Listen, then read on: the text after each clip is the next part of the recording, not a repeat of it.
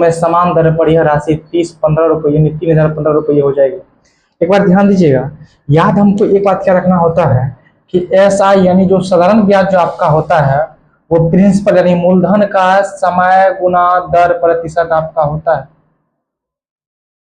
आप ये बात जानते होंगे कि साधारण ब्याज बराबर मूलधन गुना समय गुना दर बटा में 100। यही परसेंट क्या होता है, परसेंट का मतलब 1/100, यही परसेंट का मतलब बटा 100 होता है। तो इसको हम ऐसा लिख सकते हैं, मूलधन का समय गुना दर प्रतिशत। कोई दिक्कत?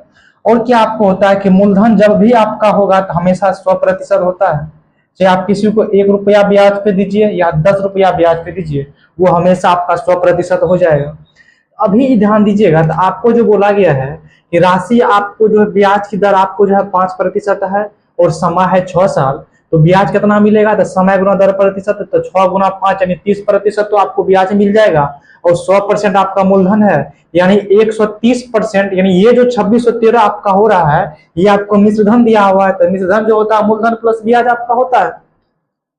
तो 30% आपका ब्याज हो जाएगा, 100% आपका मूलधन हो जाएगा, यानी 130% का जो वैल्यू आपको दिया हुआ है वो आपको दिया हुआ है कितना? 2613 रुपया।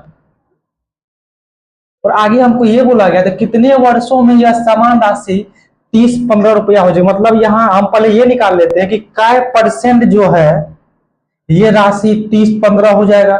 अगर सपोज कीजिए आपका ये 115% यहाँ वैल्यू निकलेगा, तो 115% में 100% आपका मूलधन हो जाएगा। बाकी जो 15% बचेगा तो वो 15% कहाँ से आता है? तो समय गुना दर परसेंट। वो 15 में आपका 5% आपका क्या दर हो जाएगा, तो 3% आपका क्या हो जाएगा? समय हो जाएगा। तो वही हम पहले क्या परसेंट होगा ये हम निकाल लेते हैं। इसको जब निकालेंगे तो आप ये सोचिए ना, 13 से आपका ये कटेगा, 13 गुना 2 26, 0 13 का 13 यानी 201। यहाँ जो निकलेगा आपका ये 10% का वैल्यू 201 निकल जाएगा।